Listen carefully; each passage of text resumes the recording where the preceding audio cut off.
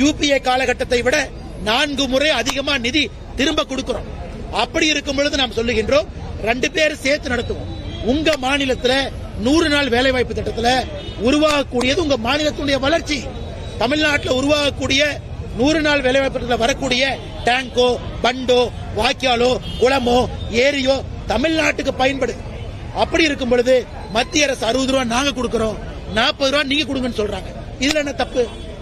அதனால் எதிர்க்கட்சி நண்பர்கள் வேண்டுமென்றே திராவிட முன்னேற்ற கழகம் போடக்கூடிய கபட நாடகம் பேரை மாத்திட்டாங்க. மகாத்மா காந்தி அவர்களுடைய பெயரை இந்தியாவில் எப்பொழுதும் எல்லா இடத்துல இருப்பாங்க. திட்டங்கள் மாறி இருக்கிறனால, திட்டத்தினுடைய தன்மை மாறி இருக்கிறனால விக்ஷித் பாரத் என்கின்ற பெயரை வச்சிருக்கிறாங்க. இது மகாத்மா காந்தி ஐயாவுடைய கனவு. விக்ஷித் பாரத், வளர்ந்த நாடு, வளர்ந்த பாரதம் என்கின்ற பெயரை கொண்டு வந்திருக்கிறோம்.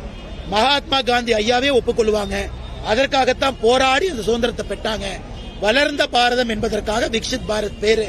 மகாத்மா காந்தி ஐயாவுடைய பெயரை நாம் 2014க்கு பிறகு பல இடத்துல வைத்திருக்கோம். அதை காங்கிரஸ் ஏன் பேசல?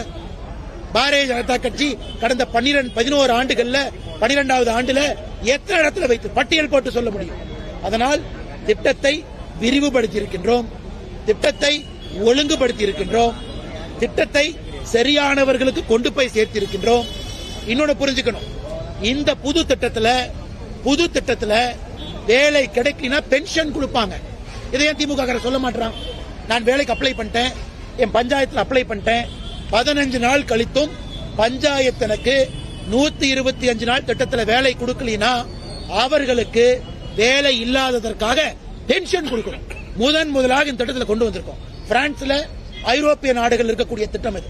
நான் வேலை கேட்கிறேன், உன்னால வேலை கொடுக்க முடியலனா இன்னைக்கு ஏழை தாய்மார்களுக்கு, பெண்மணிகளுக்கு 15 நாள் கழித்து லோக்கல் பஞ்சாயத்து வேலை கொடுக்கலனா அவர்களுக்கு வேலை இல்லாததற்காக பென்ஷன் கொடுக்கக்கூடிய அரசா மாறி இருக்கும். இவ்வளவு நல்லது இருக்கு. அதையெல்லாம் விட்டுட்டு திராவிட முன்னேற்ற கழகமும் காங்கிரசும் பொய்யை கையில் எடுத்து வண்டியாக காலையிலிருந்து மக்கள் முன்னாடி வைக்கிறாங்க. இதை நாங்கள் அனைவரும் வன்மையாக கண்டிக்கிறோம்.